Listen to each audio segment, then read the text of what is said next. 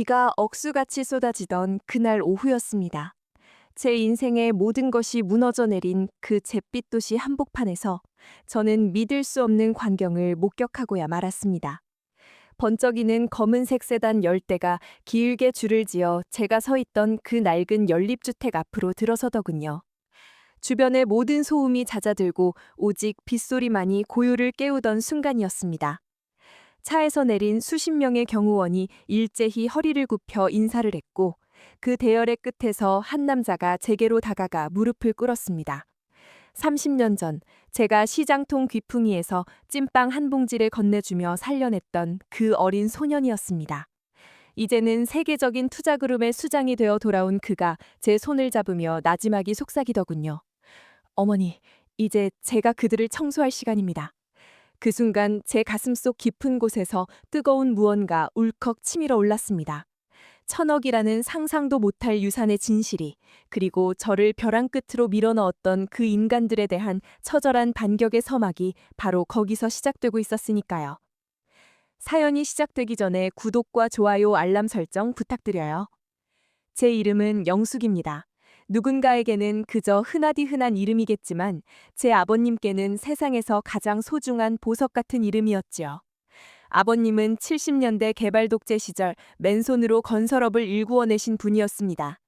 거친 공사판에서 흙먼지를 마시며 자수성가하신 분이라 그런지 자식 교육만큼은 엄격하면서도 지극히 소박하셨어요.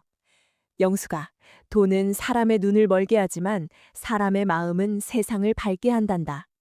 아버님이 늘 입버릇처럼 하시던 말씀이었습니다. 하지만 저는 그 말씀의 진짜 의미를 너무나 늦게 깨닫고 말았습니다. 제가 그 남자를 만난 건 찬바람이 싸늘하게 불던 90년대 중반이었습니다. 민호 씨는 아버님 회사에 갓 입사한 전도 유망한 청년이었지요. 훤칠한 키에 선한 미소, 그리고 무엇보다 누구에게나 깍듯한 그 예의 바른 모습에 저는 첫눈에 마음을 빼앗기고 말았습니다. 아버님은 처음에 그를 반대하셨어요. 그놈 눈빛 속에 감춰진 그림자가 너무 짙다. 돈 냄새를 맡는 개처럼 비굴해 보일 때가 있어. 아버님의 그 통찰력을 저는 왜 그리 무시했을까요? 그저 사랑에 눈이 멀어 아버님의 걱정을 노인의 기유로만 치부했습니다. 결국 제 고집에 못 이겨 결혼을 승낙하신 아버님은 제 손을 잡고 눈물을 흘리셨습니다. 그게 제가 본 아버님의 마지막 눈물이 될 줄은 꿈에도 모른 채 말이지요. 결혼 생활은 처음엔 꿈만 같았습니다. 민호 씨는 제게 세상에서 가장 다정한 남편이었고 아버님께는 충직한 사위였습니다. 하지만 아버님이 갑작스러운 심장마비로 세상을 떠나시고 막대한 유산이 제 명의로 넘어오던 그날부터 모든 것이 변하기 시작했습니다. 장례식장에서 곡소리가 끊기기도 전에 민호 씨의 눈빛은 차갑게 식어버렸습니다. 아버님이 남기신 수천억 원대의 부동산과 채권, 그리고 현금 자산들이 서서히 그의 검은 손길 아래로 빨려 들어가기 시작한 겁니다. 그 무렵이었습니다. 제가 시장 한복판에서 그 기이한 인연을 맺게 된 것이요. 당시 저는 남편의 싸늘해진 태도에 마음을 달래려 홀로 길을 걷고 있었습니다. 시장 구석진 골목, 뼈만 앙상하게 남은 12살 정도 된 소년 하나가 찬 바닥에 쓰러져 있더군요. 주변 사람들은 다들 바쁘게 지나칠 뿐이었지만 저는 왠지 그 아이를 그냥 지나칠 수가 없었습니다. 아이의 눈망울이 마치 폭풍우 속에서 길을 잃은 어린 짐승 같았거든요. 저는 근처 만둣집에서 갓 지어낸 뜨거운 찐빵 한 봉지를 그 아이의 품에 안겨주었습니다. 아이는 허겁지겁 빵을 먹으면서도 연신 저를 쳐다보더군요. 그리고 다 먹은 뒤에 제 손에 아주 작고 녹슨 열쇠 하나를 쥐어주었습니다. 이게 뭐니? 제가 묻자 아이는 쉰 목소리로 대답했습니다. 언젠가 아주 큰 문을 열어야 할 때가 올 거예요. 그때 이걸 잊지 마세요. 아주머니가 제 목숨을 살려주셨으니까요. 아이는 그 말만 남기고 빗속으로 연기처럼 사라졌습니다. 당시엔 그저 배고픈 아이의 엉뚱한 보답이라고 생각했습니다. 하지만 그 녹슨 열쇠가 훗날 제 인생을 구원할 유일한 열쇠가 될 줄이야 누가 알았을까요? 세월은 야속하게 흘러 저는 50대가 되었고 민호 씨는 이제 제 앞에서도 본색을 숨기지 않았습니다. 그는 제가 물려받은 재산을 야금야금 빼돌려 자신의 명의로 회사를 세우고 내연녀와 함께 살 호화저택을 짓고 있었습니다. 저는 그저 집안에 갇힌 새처럼 그가 던져주는 생활비 몇 푼에 목을 매는 처지가 되었지요. 억울함에 가슴을 치며 울어보았지만 이미 모든 서류는 그의 소나기 아래 들어가 있었습니다. 아버님이 남겨주신 그 소중한 가업까지도 그 쓰레기 같은 인간의 손에 더럽혀지고 있었던 겁니다. 당신, 어떻게 사람의 탈을 쓰고 이럴 수 있어? 우리 아버지가 당신을 어떻게 믿었는데? 제가 울부짖으며 달려들면 그는 비릿한 비웃음을 흘리며 제 어깨를 밀어냈습니다. 이보세요, 영숙 씨. 세상은 원래 이런 거야. 늙고 병든 당신이 뭘 할 수 있겠어? 이제 이 집의 주인은 나고 이 돈의 주인도 나야. 조용히 지내면 밥은 먹여줄 테니 구질구질하게 굴지 마. 그 차가운 대리석 바닥에 쓰러져 흐느끼던 그 밤, 저는 아버님이 서재 깊숙한 곳에 숨겨두셨던 낡은 장부 하나를 떠올렸습니다. 아버님은 돌아가시기 직전 제게 말씀하셨죠. 영수가, 혹시라도 네 삶에 감당할 수 없는 폭풍이 몰아치거든 서재 밑바닥 가장 어두운 곳을 찾아보거라.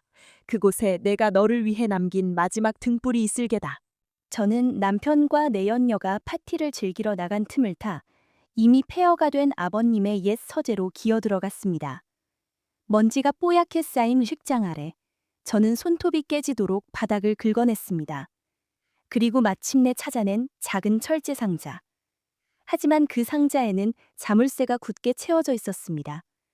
그때 제 머릿속을 스치는 기억 하나가 있었습니다. 30년 전, 그 시장통 아이가 제게 건넸던 녹슨 열쇠. 저는 미친 듯이 제 보석함 구석에 처박아 두었던 그 열쇠를 찾아왔습니다. 떨리는 손으로 열쇠를 구멍에 넣고 돌리는 순간, 딸깍하는 소리와 함께 상자가 열렸습니다. 그 안에는 아버님의 친필 유언장과 함께 누구도 예상치 못했던 비밀 계좌의 명단, 그리고 결정적으로 남편 민호 씨가 아버님을 죽음으로 몰고 갔을지도 모른다는 의혹이 담긴 일기가 들어 있었습니다. 아버님은 이미 남편의 배신을 예감하고 계셨던 겁니다. 민호 그놈이 내 약에 손을 대는 것 같다. 영수가, 네가 이 글을 읽을 때쯤이면 나는 이미 없겠지. 하지만 기억해라. 정의는 반드시 돌아온단다. 저는 그 일기를 끌어안고 짐승처럼 울부짖었습니다. 내 남편이, 내가 그토록 사랑했던 그 남자가 내 아버지를 죽였다니요. 피가 거꾸로 솟고 심장이 갈기갈기 찢기는 고통이었습니다. 하지만 저는 거기서 무너지지 않았습니다. 아니, 무너질 수 없었습니다. 아버님의 억울함을 풀고 그 쓰레기 같은 인간을 제 삶에서 영원히 청소해버려야 했으니까요. 저는 상자 속에 함께 들어있던 연락처 하나를 발견했습니다. 어려울 때 연락하라는 메모와 함께 적힌 이름, 강준혁. 저는 그 밤으로 그 번호를 눌렀습니다. 그리고 다음 날 아침 제 앞에 나타난 남자가 바로 그 시장통의 소년, 지금은 세계를 움직이는 큰손이 된 준혁이었습니다. 준혁이는 제 손을 잡으며 눈시울을 붉혔습니다. 어머니, 너무 늦게 찾아뵈어 죄송합니다. 아버님께서 저를 후원해 주시며 당부하셨습니다. 언젠가 아주머니가 이 열쇠를 사용하게 되면 제 목숨을 바쳐서라도 지켜달라고요. 아버님은 당신의 딸을 위해 30년 전부터 이 거대한 복수의 그물을 짜놓으셨던 겁니다. 아버님께 도움을 받았던 수많은 사람이 이제는 저를 돕기 위해 어둠 속에서 움직이기 시작했습니다. 민호 씨는 아직 꿈에도 모르고 있겠지요. 자신이 누리고 있는 그 화려한 권력이 사실은 모래성보다 더 위태롭다는 것을요. 제가 준혁이와 함께 반격을 준비하는 동안 남편은 내연녀와 함께 제 유산을 흥청망청 쓰며 승리감에 도취해 있었습니다. 하지만 그가 빼돌렸다고 믿었던 그 자금들은 이미 준혁이의 추적 아래 동결 준비를 마친 상태였습니다. 자, 이제 시작할까요, 아주머니? 준혁이의 말에 저는 거울 속에 비친 제 모습을 보았습니다. 눈물로 얼룩졌던 예전의 영숙이는 더 이상 없었습니다. 아버님의 강인한 정신을 이어받은, 그리고 억울함의 불꽃으로 단단해진 한 여자가 서 있었지요. 저는 가장 화려한 옷을 꺼내 입고 아버님이 생전에 아끼시던 진주 목걸이를 목에 걸었습니다. 오늘은 제 인생의 쓰레기들을 대청소하는 날입니다. 창밖엔 여전히 비가 내리고 있었지만 이제 그 비는 슬픔의 눈물이 아니었습니다. 세상을 깨끗하게 씻어내고 새로운 싹을 틔우기 위한 축복의 비였지요. 저는 남편이 내연녀와 함께 즐기고 있는 그 호화로운 연회장 문을 박차고 들어갔습니다. 수백 명의 하객이 보는 앞에서 저는 남편의 뺨을 향해 제 분노의 무게가 실린 손바닥을 날렸습니다. 경악하는 남편의 눈앞에 준혁이가 나타나 수천 장의 증거 서류를 허공에 뿌렸습니다. 당신이 빼돌린 1,000억 원, 그리고 아버님을 해친 대가, 이제 지옥에서 치르게 해줄게. 제 목소리는 그 어느 때보다 단호하고 차가웠습니다.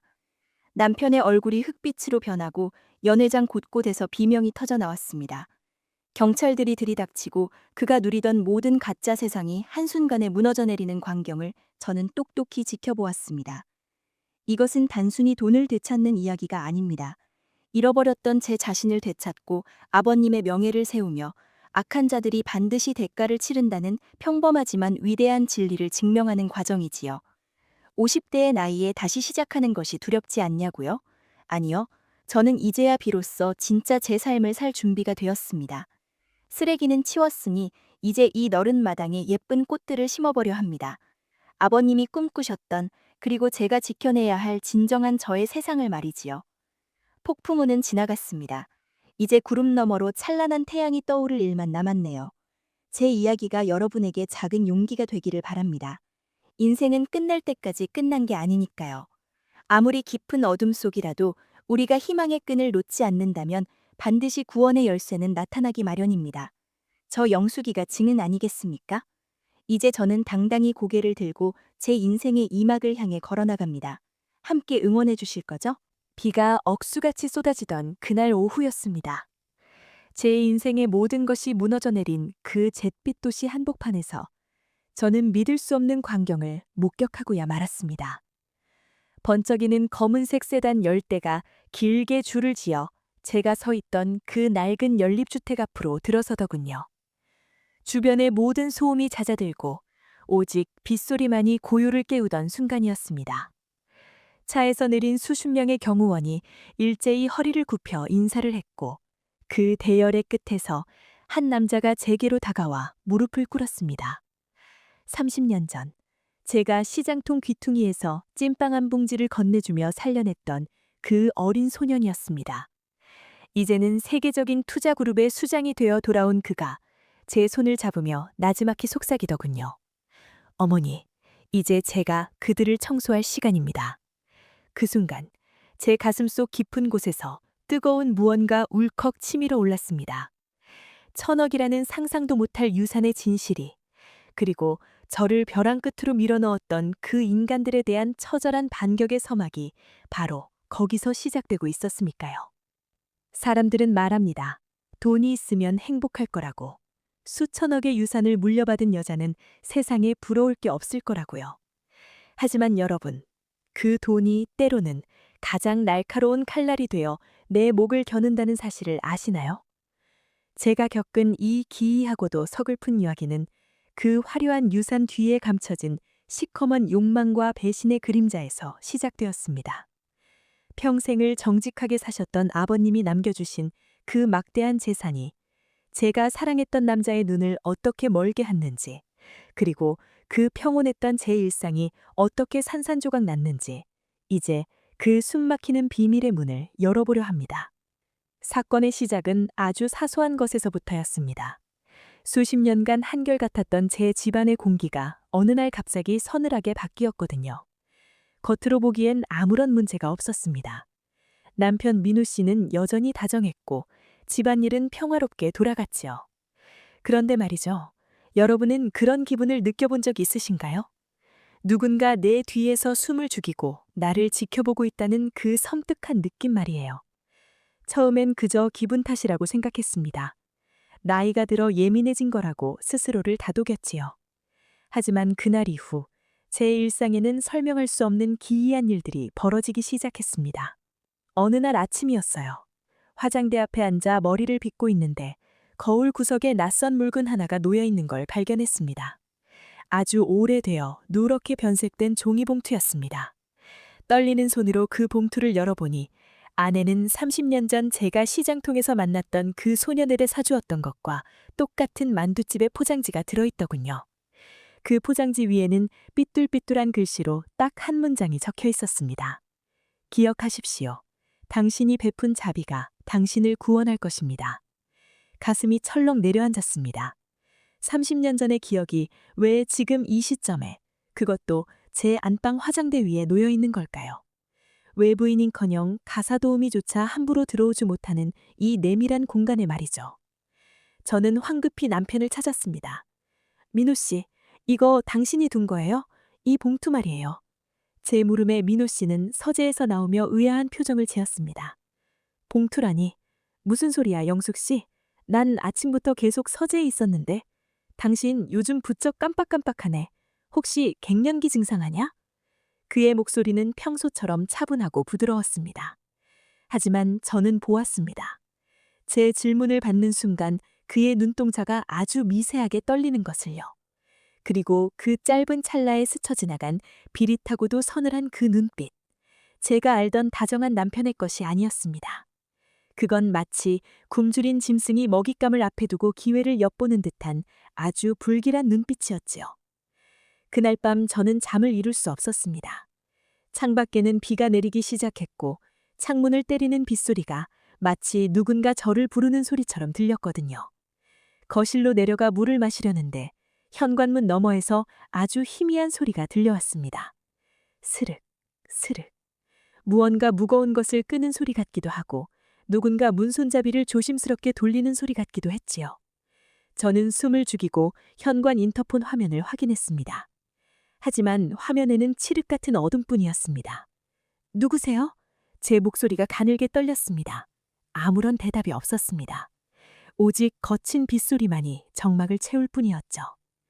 그런데 바로 그 순간이었습니다. 인터폰 화면 위로 하얀색 무언가가 휙 지나갔습니다. 저는 비명을 지르며 뒤로 물러났습니다.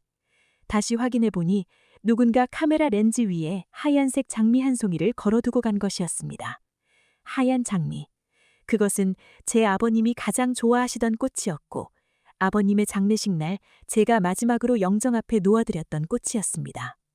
온몸에 소름이 돋았습니다. 아버님이 돌아가신 지 벌써 수년이 흘렀는데 누가 왜 이 한밤중에 하얀 장미를 가져다 놓은 걸까요?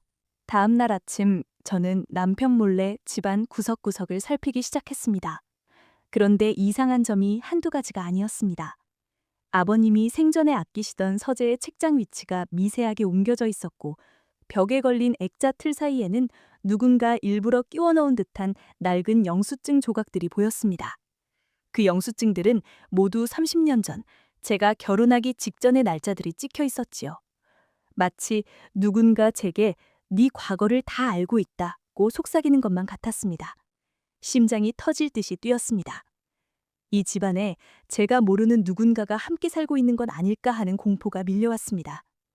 불안감을 이기지 못한 저는 아버님의 오랜 친구이자 저희 집안의 법률 자문을 맡아주셨던 강 변호사님께 연락을 드렸습니다.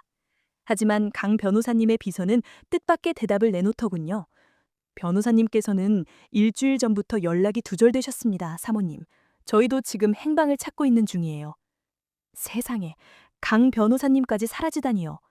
아버님의 유산 상속 과정을 가장 잘 알고 계시고 제 명의의 재산을 보호해 줄 수 있는 유일한 분이 사라졌다는 사실에 눈앞이 캄캄해졌습니다. 그때였습니다. 제 휴대전화로 발신번호 표시 제한 전화 한 통이 걸려왔습니다. 전화를 받자마자 들려온 것은 기괴한 기계음 섞인 목소리였습니다. 영숙 씨, 남편을 너무 믿지 마세요. 당신이 물려받은 1,000억은 이미 당신의 것이 아닙니다. 오늘 오후 3시 시장통 낡은 만두집 앞으로 나오십시오. 진실을 알고 싶다면 혼자 오셔야 합니다. 전화는 일방적으로 끊겼습니다. 시장통 만두집.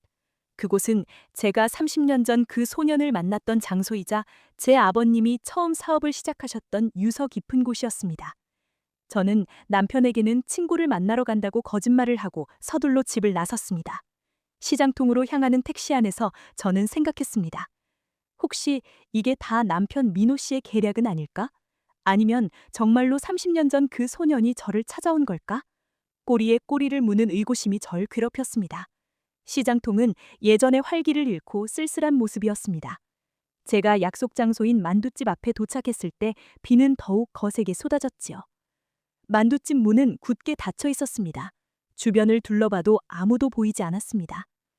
저기요, 누구 없나요? 제가 소리쳤지만 돌아오는 것은 공허한 메아리뿐이었습니다. 실망감과 두려움이 교차하던 그 순간 제 어깨 위로 차가운 손 하나가 내려앉았습니다. 저는 소스라치게 놀라 뒤를 돌아보았습니다. 그곳에는 검은 우산을 깊게 눌러쓴 한 남자가 서 있었습니다. 그의 얼굴은 반쯤 가려져 잘 보이지 않았지만 우산 아래로 드러난 눈빛만큼은 칼날처럼 날카로웠습니다. 그 남자는 아무 말 없이 제게 작은 열쇠 하나를 건넸습니다. 녹이스러 볼품없는 하지만 왠지 낯익은 열쇠였습니다. 이게 뭐죠? 당신 누구예요? 제 물음에 남자는 낮고 쉰 목소리로 대답했습니다. 30년 전 아주머니가 제게 주셨던 찐빵 맛을 한순간도 잊은 적이 없습니다. 이제 제가 아주머니께 보답할 차례입니다. 그 말을 남기고 남자는 빗속으로 사라지려 했습니다. 저는 다급하게 그의 팔을 붙잡았습니다. 잠깐만요. 보답이라뇨? 남편은요? 내 대사는 어떻게 된 거죠? 남자는 가던 길을 멈추고 저를 똑바로 응시했습니다. 당신 남편은 지금 당신의 인감을 도용해 모든 자산을 해외 계좌로 빼돌리고 있습니다. 강 변호사님을 가둔 것도 바로 그 사람입니다. 시간이 얼마 남지 않았습니다. 이 열쇠로 아버님의 서재 바닥 가장 깊은 곳을 여십시오. 그곳에 당신이 알아야 할 마지막 진실이 있습니다. 남자는 제 손을 거칠게 뿌리치고는 어둠 속으로 사라져버렸습니다. 저는 빗물에 젖어 덜덜 떨리는 몸을 이끌고 다시 집으로 향했습니다. 머릿속이 하얘졌습니다. 10년 넘게 함께 살아온 남편이 나를 위해 목숨도 바칠 수 있다던 그 남자가 나를 배신하고 아버님의 재산을 가로채려 하다니, 게다가 방 변호사님까지 가뒀다니 도저히 믿고 싶지 않은 현실이었습니다. 하지만 제 손에 쥐어진 그 녹슨 열쇠는 너무도 실제했고 남자의 경고는 제 심장을 난도질하고 있었습니다. 집에 도착했을 때 거실 등은 꺼져 있었고 집안은 괴기스러울 정도로 고요했습니다. 저는 도둑고양이처럼 살금살금 아버님의 서재로 향했습니다. 심장 소리가 귀청을 때릴 정도로 크게 들렸습니다. 남자가 알려준 대로 서재 바닥에 카펫을 걷어내고 구석구석을 손으로 훑었습니다. 그러자 정말로 작은 틈새 하나가 보이더군요. 그 틈에 열쇠를 넣고 돌리자 딸깍하는 소리와 함께 바닥의 일부분이 들려 올라왔습니다. 그 안에는 낡은 장부 한 권과 녹음기 하나가 들어있었습니다. 저는 떨리는 손으로 녹음기의 재생 버튼을 눌렀습니다. 스피커 너머로 들려오는 목소리는 분명 제 아버님의 것이었습니다. 하지만 이어지는 목소리에 저는 자리에 주저앉아 말았습니다. 장인어른, 이제 그만 포기하시죠. 영숙이 명의의 재산 포기각서에 도장만 찍으면 편안하게 보내드리겠습니다. 그것은 바로 남편 민호 씨의 목소리였습니다. 아버님이 돌아가시기 직전의 긴박한 상황이 고스란히 담겨 있었던 겁니다. 내 이놈, 내가 너를 어떻게 믿었는데. 영숙이가 알면. 아버님의 목소리는 가늘게 떨리고 있었습니다. 영숙이는 아무것도 모를 겁니다. 그저 당신이 지병으로 갑자기 세상을 떠난 줄 알겠죠. 자, 어서 찍으세요. 둔탁한 소리와 함께 아버님의 짧은 신음이 들렸고 녹음은 거기서 끊겼습니다. 저는 입을 틀어막고 소리 없는 비명을 질렀습니다. 아버님의 죽음은 심장마비가 아니었습니다. 바로 제 남편 민호 씨가 계획한 타살이었던 겁니다. 분노와 슬픔이 파도처럼 밀려왔습니다. 제가 사랑했던 남자가 제 아버지를 죽이고 나를 빈털터리로 만들어 길거리로 내쫓으려 했다는 사실이 저를 미치게 만들었습니다. 그때였습니다. 서재 문이 거칠게 열리고 불이 켜졌습니다. 거기서 뭐해, 영숙 씨? 민호 씨가 문가에 서 있어 비릿한 웃음을 짓고 있었죠. 그의 손에는 이미 제 명의의 인감도장과 서류뭉치가 들려 있었습니다. 아, 결국 찾아냈네. 장인어른이 참 꼼꼼하시다니까. 죽으면서까지 이런 걸 남겨두시고 말이야.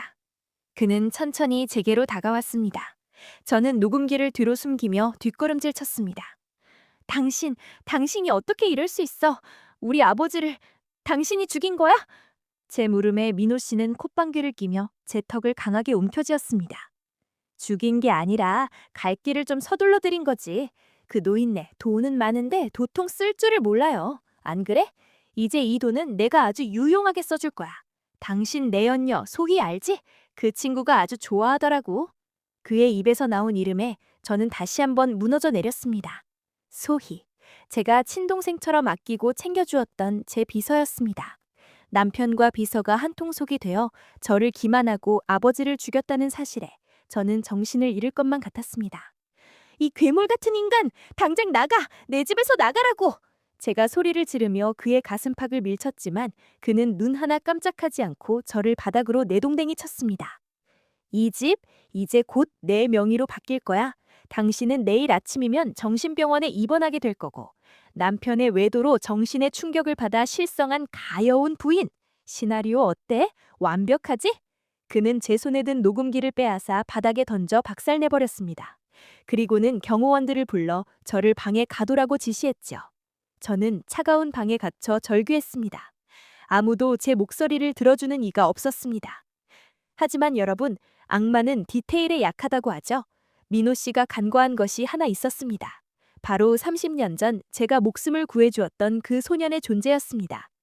그는 이미 민호 씨의 모든 움직임을 파악하고 있었고 어둠 속에서 저를 구할 기회를 엿보고 있었습니다.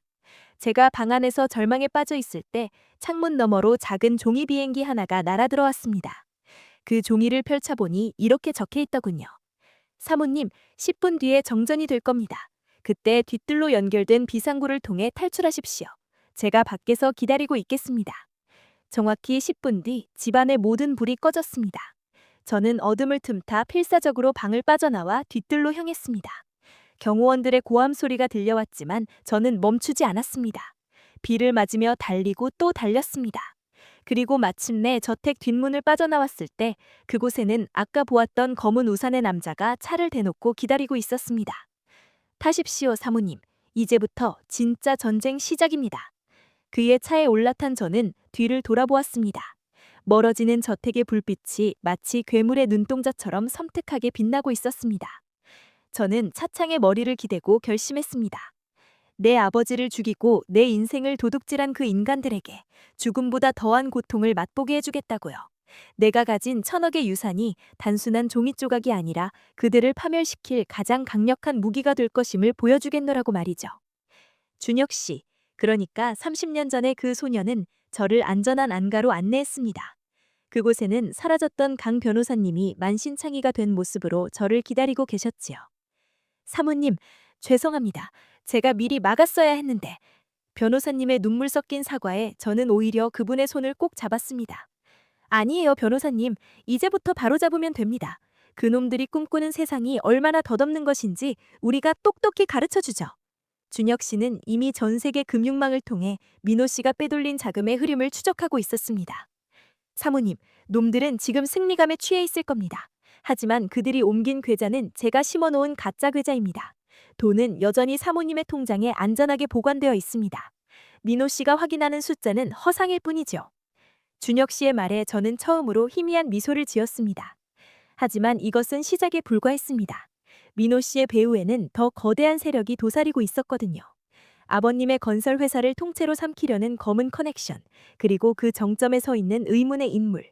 저는 이제 그 거대한 음모의 소용돌이 속으로 직접 뛰어들기로 결심했습니다.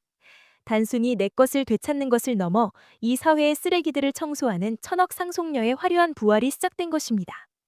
여러분, 제 이야기가 통쾌하신가요? 아니면 아직도 가슴 한구석이 답답하신가요? 이제 겨우 균열이 시작되었을 뿐입니다. 앞으로 펼쳐질 이야기는 여러분이 상상하는 것 이상일 것입니다. 배신과 복수, 그리고 그 끝에 기다리고 있는 놀라운 반전까지. 과연 저는 민호 씨의 숨통을 어떻게 조여갈까요? 그리고 30년 만에 나타난 준혁 씨의 진짜 정체는 무엇일까요?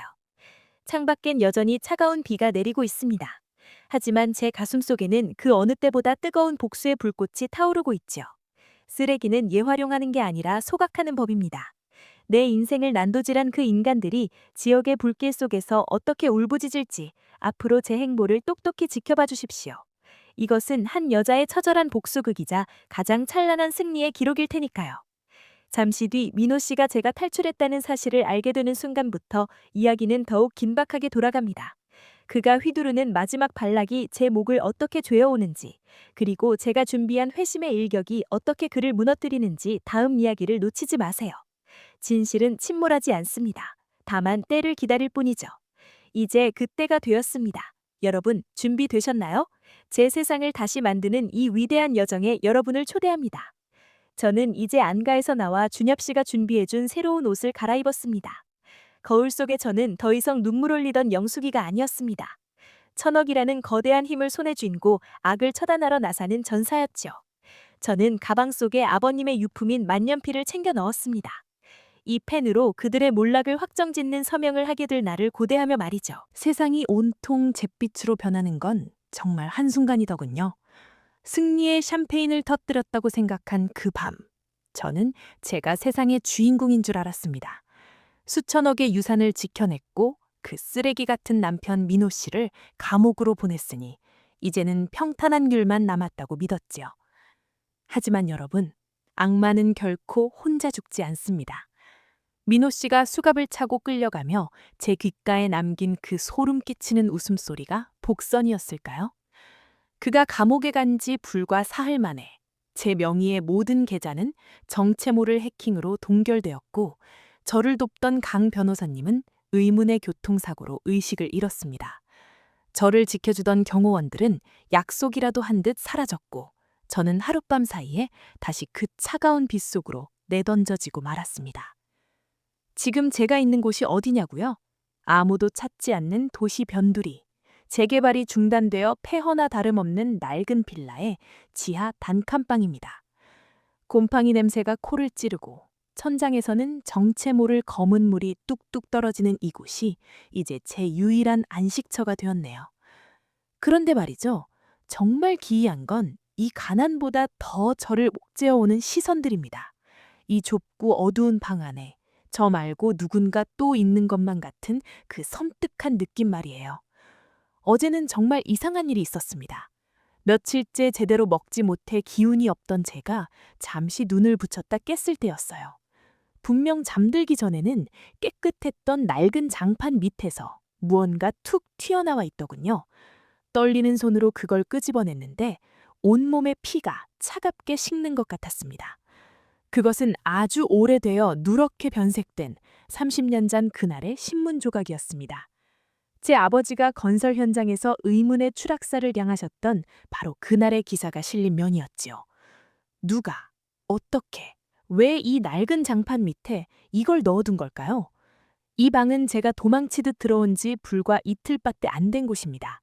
집주인조차 제 얼굴을 모를 정도로 은밀하게 숨어든 이곳에 누군가 제 과거의 상처를 미리 알고 준비해두기라도 한 것처럼 말이죠. 더 소름 끼치는 건 그 신문 조각 위에 붉은색 펜으로 쳐진 동그라미였습니다.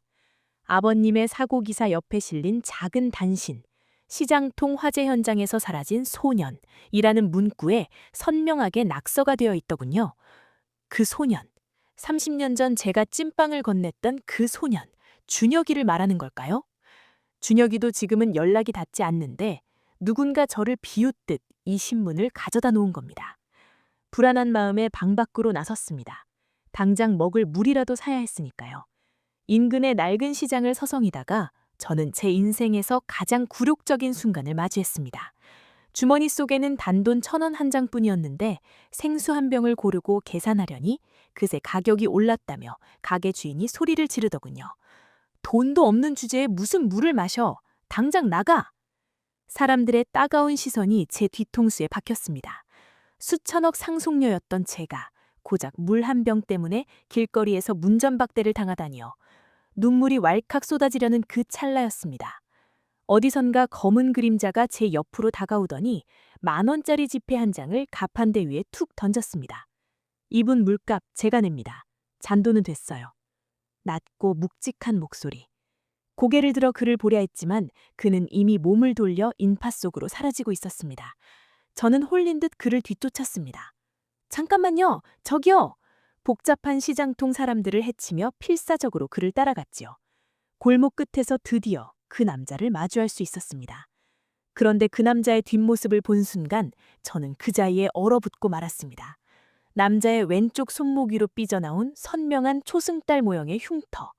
그것은 30년 전 제가 찐빵을 사주었던 그 어린 소년 준혁이의 손목에 있던 것과 똑같은 자리에 똑같은 모양으로 새겨져 있었습니다.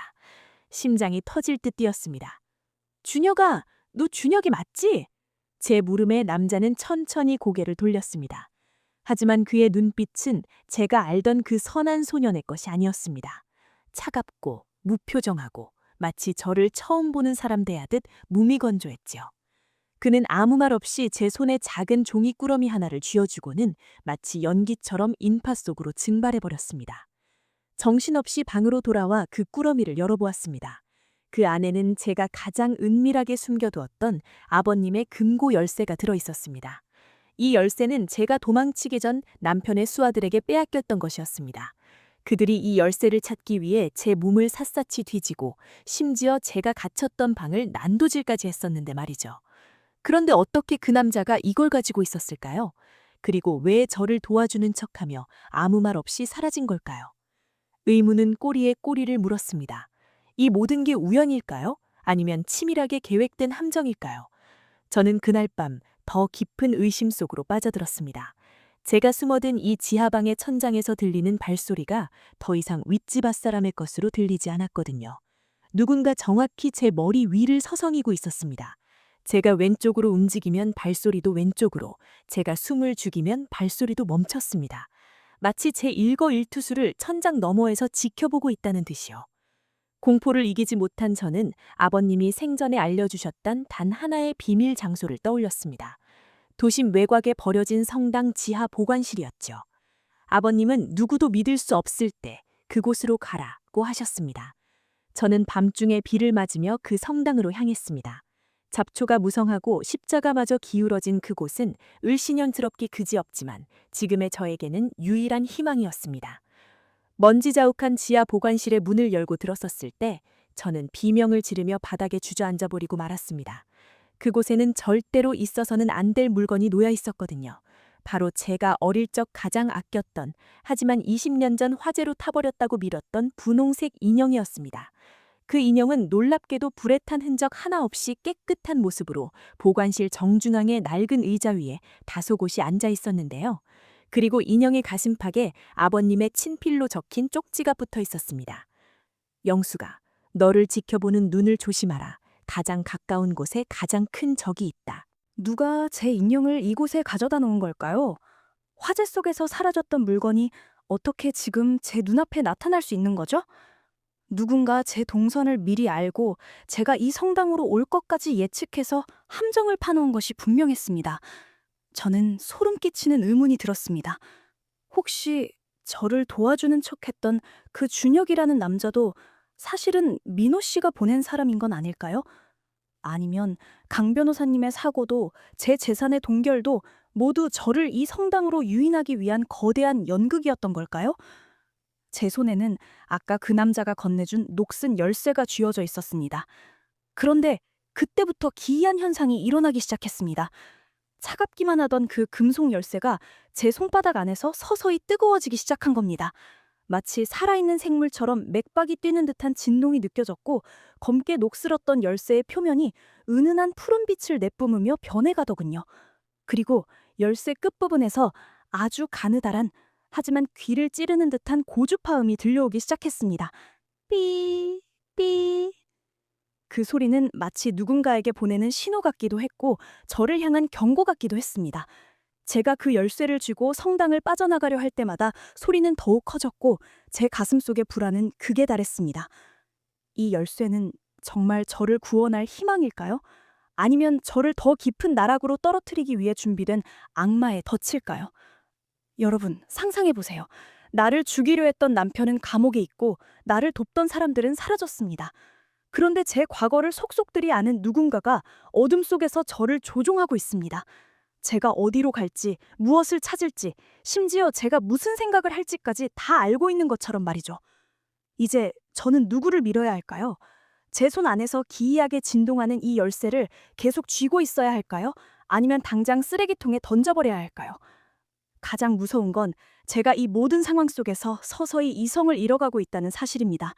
지하방 장판 밑에 신문 조각, 시장통에서 만난 흉터 있는 남자, 그리고 화염 속에서 살아 돌아온 인연까지 이 모든 기이한 우연들이 가리키는 방향은 단 하나였습니다. 너는 여기서 나갈 수 없다. 마치 보이지 않는 거미줄이 제 온몸을 칭칭 감고 있는 듯한 기분입니다. 그런데 말이죠.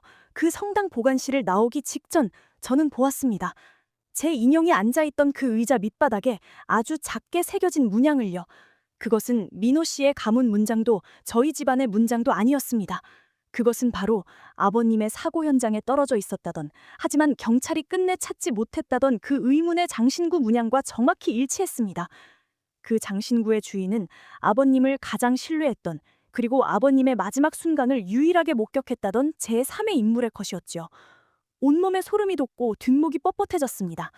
만약 그 인물이 살아있다면, 그리고 그가 이 모든 일을 뒤에서 조종하고 있다면 민호 씨는 그저 장기판의 말에 불과했을지도 모른다는 거대한 의구심이 저를 덮쳤습니다.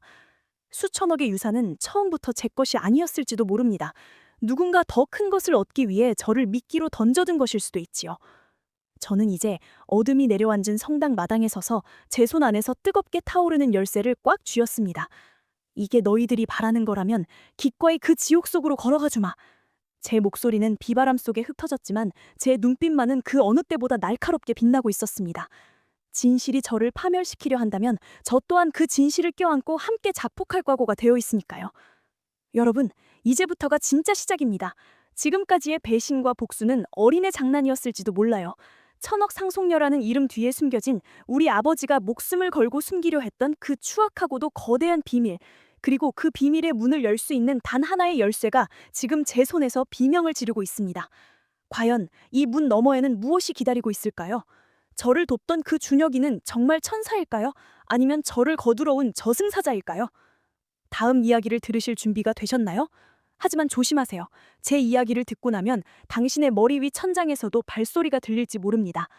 누군가 당신의 과거를 낱낱이 파헤쳐 내일 아침 당신의 화장대 위에 낡은 신문 조각을 놓아둘지도 모릅니다. 쉿, 들리시나요? 지금 당신 곁에서 들리는 그 미세한 진동 소리. 혹시 당신도 모르게 그것의 주인이 된 건 아닌지 확인해 보세요. 저는 이제 성당을 떠나 다시 그 지하방으로 돌아갑니다. 그곳에 저를 기다리고 있는 사람이 있을 것만 같거든요. 아니, 이미 그곳에서 저를 지켜보고 있을 그 시선과 정면으로 마주할 생각입니다. 피할 수 없다면 부딪혀야죠. 그것이 아버님이 제게 남기신 마지막 가르침일 테니까요. 쓰레기를 청소하려다 제가 먼저 쓰레기통에 처박힐지도 모르겠지만 상관없습니다. 마지막에 웃는 자가 누구인지 그 처절한 결말을 끝까지 지켜봐 주십시오. 밤이 깊었습니다. 비는 그치지 않고 제 손 안의 열쇠는 더욱 뜨거워져만 가네요. 이 뜨거움이 제 가슴의 분노 때문인지 아니면 저를 부르는 지옥의 불길 때문인지 저도 잘 모르겠습니다. 다만 확실한 건 내일 아침 해가 뜰 때 저는 이전과는 전혀 다른 사람이 되어 있을 거라는 사실입니다. 자, 이제 그 문을 열러 갑니다. 소름 끼치도록 아름다운 잔혹한 진실의 문을요. 여러분, 오늘 밤 누군가 건네준 열쇠가 있다면 함부로 돌리지 마세요. 그 문 뒤에 무엇이 있을지는 아무도 모르니까요. 그럼 다음 시간에 더 소름 돋는 진실로 찾아뵙겠습니다. 그때까지 제 이야기가 당신의 귓가에 떠나지 않기를 바랍니다. 안녕히 계세요. 아니, 부디 살아남으시길 바랍니다. 숨이 턱끝까지 차올랐습니다. 빗물에 젖은 구두는 이미 진흙 범벅이 되어 발을 뗄 때마다 천근만근 무거웠지만 저는 멈출 수 없었습니다. 아니, 멈추는 순간 제 심장도 멎어버릴 것만 같았거든요. 오른쪽 허벅지에는 아까 저택을 탈출하다가 찢긴 살점이 비바람을 맞을 때마다 칼로 도려내는 듯한 통증을 내뱉고 있었습니다. 하지만 이상하죠. 그 극심한 고통보다 더 생생하게 저를 자극하는 건 품속에서 마치 살아있는 심장처럼 요동치는 그 뜨거운 열쇠의 감촉이었습니다. 은은한 푸른 빛을 내뿜으며 제 살을 태울 듯 달궈진 그 금속의 온기가 오히려 아득해지는 제 정신줄을 억지로 붙들어매고 있었지요. 성당으로 향하는 가파른 언덕길은 마치 지옥으로 가는 계단 같았습니다. 빗줄기는 점점 더 거세져 제 시야를 가렸고 바람은 숲속의 짐승처럼 울부짖으며 저를 밀어내려 했습니다. 그런데 말이죠, 여러분. 그 소음 사이로 아주 미세한 소리가 들려왔습니다. 벅, 벅, 벅.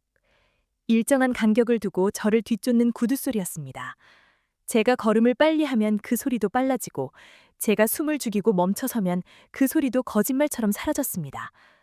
빗소리에 묻혀버릴 법도 한데 그 소리는 제 고막을 송구처럼 타고들더군요. 누군가 어둠 속에서 저를 비웃으며 제가 막다른 골목에 다다르기만을 기다리고 있다는 확신이 들었습니다. 마침내 성당의 무거운 철문을 밀고 들어섰을 때 저를 맞이한 건 신의 자비가 아니었습니다.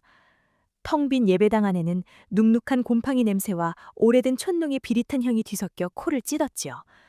제 발소리가 높은 천장을 타고 기괴하게 울려 퍼졌습니다. 저는 홀린 듯 지하 보관실로 향하는 계단을 내려갔습니다. 한 계단 한 계단 내려갈 때마다 공기는 점점 더 차갑고 무거워졌습니다. 그리고 마침내 그 지하 보관실의 문 앞에 섰을 때 제 손안의 열쇠는 비명을 지르듯 강렬한 진동을 내뿜었습니다. 그런데 말이죠. 문틈 사이로 아주 가느다란 빗줄기가 새어나오고 있었습니다.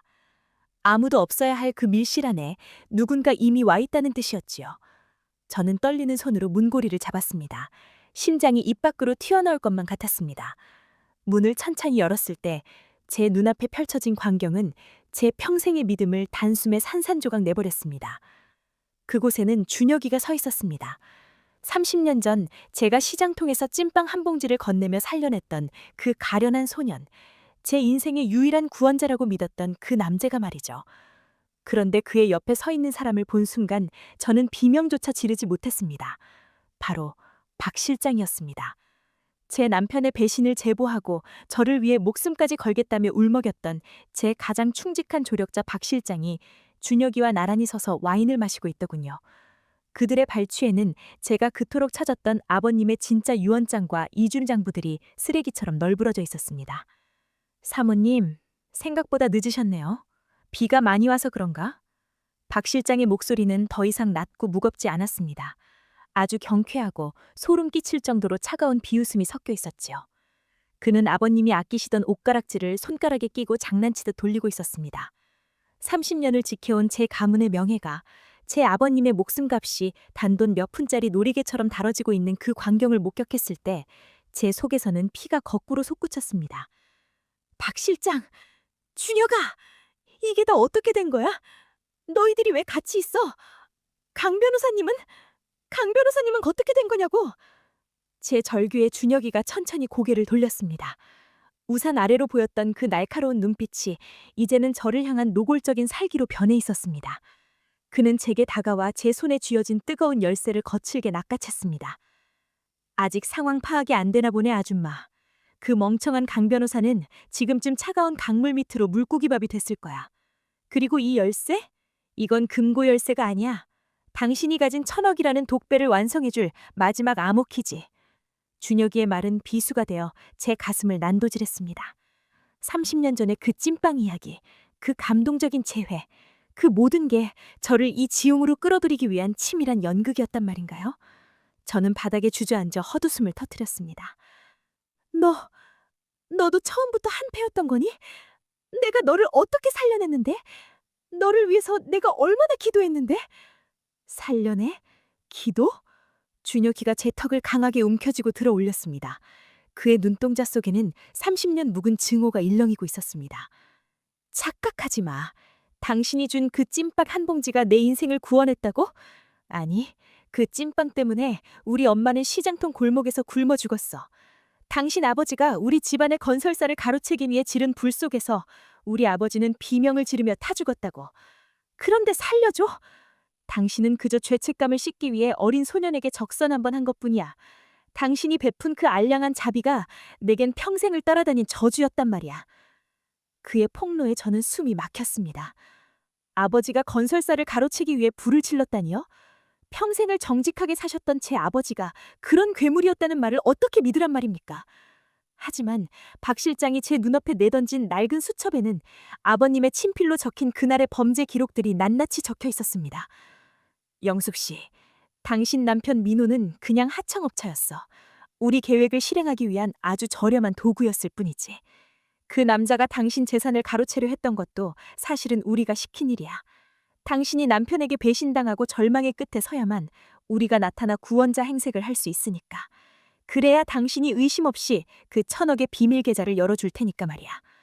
박 실장의 목소리가 지하실을 가득 메웠습니다. 저는 고개를 저으며 부정하려 했지만 그들이 내민 진실은 너무도 견고했습니다. 제가 믿었던 사랑, 우정, 의리, 그 모든 게 1,000억이라는 거대한 재물을 완성하기 위해 차려진 재단 위의 장식물들이었을 뿐인 겁니다. 그럼 민호 씨는 내 남편을 어떻게 되는 거지? 그 사람도 알고 있었나? 민호? 그 불쌍한 친구는 자기가 진짜 주인공인 줄 알았겠지. 하지만 그는 곧 감옥 안에서 자살한 것으로 처리될 거야. 모든 죄를 뒤집어쓰고 말이지. 그리고 당신, 1,000억 상속녀인 당신은 오늘 밤 이 성당의 화재 현장에서 실종될 거고 자금은 이미 전 세계 유령 계좌로 흩어질 준비가 끝났어. 준혁이가 제 손바닥을 지졌단 그 뜨거운 열쇠를 장치에 꽂았습니다. 칙 하는 소리와 함께 벽면에 비밀 금고가 열리며 눈을 멀게 할 만큼 화려한 보석들과 서류들이 쏟아져 나왔습니다. 그것은 아버지가 피눈물 위에 쌓아 올린 저주받은 유산이었습니다. 자, 이제 마지막 단계야. 당신의 지문과 홍채가 필요해. 순순히 협조하면 죽음만은 고통스럽지 않게 해줄게. 준혁이가 제 팔을 잡아 기계 앞으로 끌고 갔습니다. 저는 필사적으로 저항했습니다. 손톱이 빠지고 온몸에 멍이 들었지만 이대로 그들의 뜻대로 해줄 수는 없었습니다. 죽여! 차라리 죽이라고! 내 손으로 이 저주받은 돈을 너희들에게 넘겨줄 바엔 차라리 여기서 같이 죽겠어! 제 일갈에 준혁이의 얼굴이 험악하게 일그러졌습니다. 그는 제 뺨을 강하게 내리쳤습니다. 입안에서 비릿한 피냄새가 확 퍼졌습니다. 죽고 싶다고? 아니, 넌 쉽게 죽을 수 없어. 네 아버지가 우리 부모님에게 했던 그 고통을 그대로 느끼게 해줄 거야. 이 돈은 원래 우리 것이었어.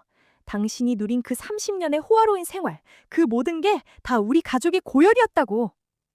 그런데 말이죠, 여러분. 바로 그 순간이었습니다.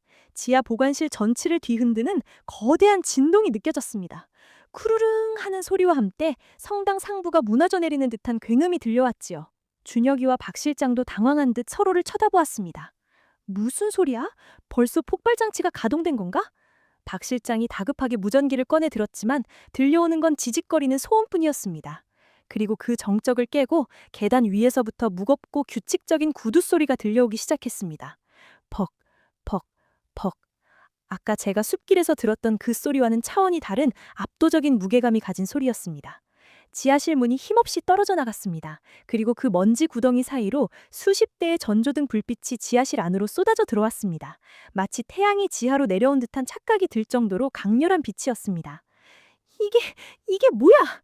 준혁이가 눈을 가리며 비명을 질렀습니다. 그 빛 사이로 검은 코트를 입은 사내들이 일사불란하게 진입했고 그들의 총구는 준혁이와 박 실장의 머리를 겨냥했습니다. 그리고 그 대열의 중앙에서 아주 천천히 하지만 우아하게 걸어나오는 한 인물이 있었습니다. 그의 구두 끝이 제 앞에 멈춰섰습니다. 저는 눈을 찌르는 빛 때문에 그의 얼굴을 제대로 볼 수 없었지만 그가 내뿜는 서늘하고도 익숙한 채취를 맡을 수 있었습니다. 그는 허리를 숙여 제 앞에 흩어진 아버님의 유언장 한 장을 집어들었습니다. 아직도 쓰레기들이 남아 있었군. 그 목소리를 듣는 순간 저는 심장이 멎는 것 같았습니다. 죽었다고 믿었던, 아니, 죽었어야만 했던 그 사람의 목소리였으니까요. 준혁이와 박 실장은 이미 사시나무 떨듯 떨며 바닥에 엎드려 있었습니다. 그들이 그토록 두려워했던 진짜 주인이 나타난 것입니다. 그는 천천히 안경을 벗어 손구선으로 닦았습니다. 그리고 빛을 등진 채 저를 내려다보며 나지막히 속삭였습니다. 영수가, 아버지가 너무 늦게 왔지. 제 비명 쓰린 흐느낌이 지하실을 채웠습니다. 30년 전 돌아가셨다던 제 아버지가 제 눈앞에 살아 돌아온 것입니다. 하지만 그의 눈빛은 제가 알던 인자한 아버지의 것이 아니었습니다. 그것은 준혁이보다 훨씬 더 깊고 잔인한 어둠을 품고 있는 이 모든 비극의 진짜 설계자의 눈빛이었습니다. 자, 이제 진짜 정산할 시간이다. 내가 준 1천억 어디에 썼는지 보고해야지. 아버지는 제게 손을 내밀었습니다. 하지만 그 손은 구원의 손길이 아니었습니다. 저를 다시 한번 거대한 욕망의 톱니바퀴 속으로 밀어넣으려는 악마의 초대였지요. 저는 그의 손을 잡아야 할까요? 아니면 이대로 혀를 깨물고 죽어야 할까요? 그때 성당 밖에서 수백 대의 차들이 동시에 경적을 울리기 시작했습니다. 밤하늘을 가르는 그 소리는 마치 거대한 재앙의 서막을 알리는 종소리 같았습니다. 아버지는 저를 보며 기괴하게 미소 지었습니다. 영수가, 넌 아직 진실의 절반도 보지 못했단다. 이 1천억이 어디서 온 건지, 네가 진짜 누구인지 궁금하지 않니? 그의 말이 끝나는 동시에 성당의 거대한 종이 스스로 울리기 시작했습니다. 댕, 댕, 댕. 그 소리가 제 귓전을 때릴 때마다 제 머릿속에 봉인되어 있던 단편적인 기억들이 폭발하듯 되살아나기 시작했습니다. 피칠갑이 된 시장통 골목, 불타는 건설사 건물, 그리고 그 안에서 어린 저를 안고 미친 듯이 웃고 있던 젊은 시절의 아버지. 아! 저는 머리를 감싸쥐고 절규했습니다. 이제야 알 것 같았습니다. 저는 피해자가 아니었습니다. 저는 처음부터 이 추악한 연극의 가장 중요한 증거이자 공범이었던 겁니다. 이제 마지막 조각을 맞출 시간이다. 아버지가 제 손목을 끌어당기는 순간 성당 지하의 벽이 무너지면 또 다른 공간이 드러났습니다. 그 안에는 제가 상상조차 하지 못했던 대한민국을 뒤흔들 거대한 진실이 도사리고 있었습니다. 그곳에 있는 것은 무엇이었을까요? 그리고 왜 아버지는 저를 살려두었던 걸까요? 여러분, 제발 여기서 꺼내주세요. 아니, 제발 다음 이야기를 들려주세요. 이 미칠 것 같은 진실의 끝에서 제가 마주하게 될 진짜 괴물은 누구입니까? 아버지가 제 귀에 대고 마지막으로 속삭였습니다. 영수가, 사실 넌 그의 입술이 움직이는 찰나 모든 조명이 꺼지고 성당은 완벽한 암흑 속에 잠겼습니다. 그리고 어둠 속에서 들려온 것은 소름 끼치도록 다정한 제 남편 민호 씨의 웃음소리였습니다. 다 모였네? 이제 파티를 시작해볼까? 과연 이 어둠 속에서 살아남는 자는 누구일까요? 1천억 상속녀의 부활은 여기서 끝나는 걸까요? 아니면 이제야말로 진짜 처절한 전쟁의 시작일까요? 제발 다음 편을! 어둠이 모든 것을 집어삼킨 그 성당 지하에서 민호 씨의 웃음소리가 마치 지옥의 환청처럼 귓전을 때렸습니다. 분명 감옥에 있어야 할 그가 어떻게 제 눈앞에 나타나 승리의 미소를 지을 수 있는 걸까요? 그리고 제 아버지를 사칭하며 서 있는 저 괴물 같은 남자와 충직한 사냥개였던 박 실장, 그리고 제가 지켜준 소년이라고 믿었던 준혁이까지. 그들이 한데 어우러져 저를 비웃는 광경은 제가 평생 쌓아온 세계가 거대한 모래성처럼 무너져 내리는 신호였습니다. 제 손바닥을 태울 듯 뜨겁게 달궈진 그 은색 열쇠는 이제 비명조차 지르지 못할 만큼 강렬한 진동을 내뿜으며 제 뼈마디를 파고들었지요. 영수가, 억울해하지 마라. 인생은 원래 거대한 연극이고 넌 그저 가장 비싼 입장료를 낸 관객일 뿐이었으니까. 자신을 아버지라 주장하던 그 남자의 가면 뒤에서 뿜어져 나오는 비릿한 욕망의 냄새에 구역질이 났습니다. 그는 천천히 제게 다가와 제 목을 조르듯 감싸쥐었습니다. 그 순간 제 손안의 열쇠가 마치 심장이 터지듯 푸른 빛을 번뜩이며 마지막 섬광을 내뿜었습니다. 그리고 바로 그때였습니다. 성당 전체를 무너뜨릴 듯한 괴음과 함께 수십 대의 전조등 불빛이 암흑을 찢고 지하실로 쏟아져 들어온 것은요. 그것은 단순한 빛이 아니었습니다. 마치 신의 심판이 내려오는 듯한 눈을 뜰 수조차 없는 압도적인 위험의 빛이었지요. 눈을 감지 마세요, 영숙 씨. 나지막하지만 지하실의 모든 공기를 얼어붙게 만드는 서늘한 목소리가 들려왔습니다. 차갑게 식어있던 제 손등 위로 30년 전 그날 시장통에서 느꼈던 그 따스한 찐빵의 온기가 신기루처럼 내려앉았습니다. 빛의 한가운데서 걸어나오는 그림자. 그는 아까 시장통에서 제게 물값을 내주었던 그 흉터 있는 남자였습니다. 하지만 그의 옷차림은 더 이상 초라한 불황자의 것이 아니었습니다. 수천만 원을 호가하는 맞춤 정장과 그가 걸음을 옮길 때마다 바닥에 울려 퍼지는 묵직한 구두 소리는 그가 이 판의 진짜 주인임을 선언하고 있었지요. 준혁이. 아니, 진짜 준혁이가 나타난 것입니다. 어떻게, 네가 어떻게 여기에? 박 실장과 민호 씨가 사시나무 떨 때 떨며 뒷걸음질 쳤습니다. 제 곁에서 준혁이라 자칭하며 살기를 내뿜던 그 가짜 준혁이는 이미 검은 코트를 입은 사내들에 의해 바닥에 처박혀 신음하고 있었지요. 진짜 준혁이는 제 앞에 무릎을 굽히고 앉아 제 엉망이 된 손을 부드럽게 감싸주었습니다. 그의 눈에는 30년의 세월을 견뎌온 깊은 슬픔과 저를 향한 가슴 시린 우애가 서려 있었습니다. 영숙 씨, 제가 약속했죠? 찐빵 한 봉지의 빚은 반드시 갚겠다고. 그동안 당신을 지켜보느라 정말 힘들었습니다. 당신이 저 쓰레기들에게 도륙당하는 순간에도 제가 개입하면 저들이 꼬리를 자리고 숨어버릴까봐 숨죽여 기다려야만 했거든요. 하지만 이제 끝났습니다. 당신을 지옥으로 밀어넣은 저 가짜들의 가면을 제가 직접 벗겨드리죠. 준혁이가 손짓하자 사내들이 아버지라 불리던 남자의 얼굴을 강제로 들어올렸습니다. 그리고 준혁이는 제 손에 끼워져 있던 아버님의 유품인 옷가락지를 천천히 빼내었습니다. 저는 의아했습니다. 그저 평범한 갑오라고만 생각했던 그 옷가락지가 이 비극의 시작이자 끝이었으니까요. 준혁이는 가락지의 안쪽, 육안으로는 보이지 않는 미세한 틈새를 정교한 도구로 압박했습니다. 딸깍. 작은 마찰음과 함께 옷가락지의 표면이 갈라지며 그 안에서 상상조차 하지 못한 물건이 피어나왔습니다. 그것은 종이 조각이 아니었습니다. 아주 작은, 하지만 정교하게 가공된 투명한 마이크로칩이었지요. 준혁이는 그것을 들고 바닥에 엎드린 저 아버지에게 다가갔습니다. 이게 뭔지 알겠지, 조 실장? 아니, 내 아버지를 죽이고 얼굴까지 뜯어 고쳐가며 남의 인생을 가로챈 살인마. 저는 숨을 쉴 수가 없었습니다. 조 실장? 그는 아버님의 가장 비천한 수행 비서였고 30년 전 사고 당시 아버님과 함께 추락해 사망했다고 알려진 인물이었습니다. 준혁이의 말에 따르면 진짜 돌아가신 건 제 아버님이었고 살아남은 건 저 괴물이었다는 뜻입니다.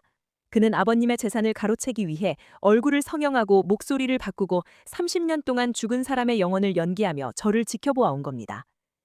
그 칩 안에는 니놈이 30년 전 내 아버지의 건설사를 빼앗기 위해 지른 방화의 현장 녹취와 진짜 아버님을 절벽에서 밀어버리는 순간의 영상이 담겨 있다.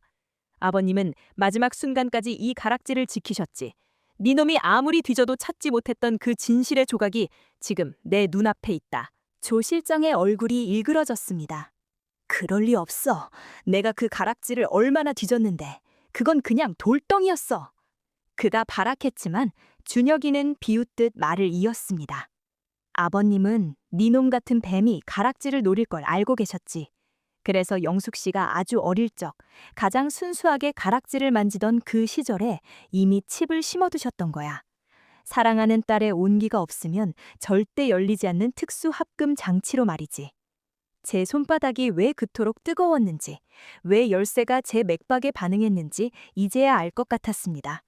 그 옷가락지와 열쇠는 제 체온과 DNA에 반응하도록 설계된 아버님이 남긴 마지막 방어 기제였던 겁니다. 아버님은 당신의 죽음을 예감하고 30년 뒤 당신의 딸이 가장 비참한 순간에 이르렀을 때 비로소 진실이 밝혀지도록 설계하셨던 거예요. 민호 씨와 박 실장은 이미 실성한 듯 웃으며 서로의 탓을 하기 시작했습니다. 준혁이는 차가운 눈빛으로 그들을 내려다보며 말했습니다. 1,000억 상속료? 아니, 그건 너희를 유인하기 위한 미끼에 불과했어. 그 돈은 이미 영숙 씨의 이름으로 사회에 환원되었고 지금 이 자리에 남은 건 오직 너희들의 범죄 증거뿐이다. 경찰차의 사이렌 소리가 성당 마당을 가득 메웠습니다. 30년을 이어온 잔혹한 연극은 그렇게 끝이 났습니다. 제가 믿었던 남편, 제가 의지했던 조력자, 그리고 제가 사랑했던 아버지라는 환상까지 모두 수갑을 찬 채 어둠 속으로 끌려갔지요. 준혁이는 무너져 내리는 저를 부축하며 속삭였습니다. 이제 됐습니다. 당신은 이제 그 누구의 상속녀도 그 누구의 아내도 아닙니다. 그냥 당신 자신으로 살아가세요. 그로부터 3년이 흘렀습니다. 지금 저는 아주 작은 해안 마을에서 작은 빵집을 운영하며 살아가고 있습니다. 매일 아침 갓 구운 빵 냄새를 맡으며 저는 비로소 인간다운 숨을 쉬고 있지요. 수천억의 유산도 화려한 저택도 없지만 제 곁에는 이제 아무런 대가 없이 저를 향해 웃어지는 이웃들이 있습니다. 가끔씩 먼 발치에서 저를 지켜보고 가는 준혁이의 검은 차를 보며 저는 그가 제게 준 것이 단순한 복수가 아니라 평범한 삶이라는 가장 큰 선물이었음을 깨닫습니다. 여러분, 인생이라는 드라마가 우리에게 던지는 복선은 가끔 너무나 잔인해서 우리는 그것이 우리를 구원할 신호라는 사실을 망각하곤 합니다. 저 또한 그랬습니다. 곰팡이 냄새 나는 지하방에서의 고통이 저를 진실로 이끄는 계단이었다는 것을요. 하지만 말이죠. 제가 아직 여러분께 말하지 않은 비밀이 하나 더 있습니다. 어제 아침 제 빵집 앞에 누군가 아주 낡은 우체 한 통 하나를 두고 갔더군요. 그 안에는 아무런 발신인도 없는 편지 한 통이 들어 있었습니다. 떨리는 손으로 편지를 열었을 때 제 심장은 다시 한번 멈추는 것 같았습니다. 그 안에는 아주 오래된 하지만 선명한 제 어린 시절의 지문이 찍힌 10원짜리 동전 하나와 짧은 글귀가 적혀 있었거든요. 영수가, 옷가락지는 2개였단다. 진실의 문을 여는 건 네가 가진 것 하나였지만 그 문 너머의 세상을 완성하는 건 나머지 하나란다. 부디 그 아이를 믿지 마라. 저는 고개를 들어 창밖을 보았습니다. 저 멀리 바닷가 언덕 위에 여전히 준혁이의 검은 차가 세워져 있더군요. 그는 정말 저를 구원하러 온 천사였을까요?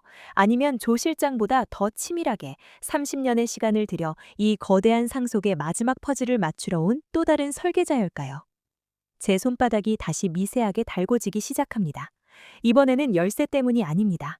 제 빵집 주방 아래 제가 미처 확인하지 못한 지하실 어딘가에서 누군가의 규칙적인 발소리가 들려오기 시작했거든요. 벅, 벅, 벅. 여러분, 지금 여러분 옆에 있는 그 사람의 손목을 한번 확인해 보세요.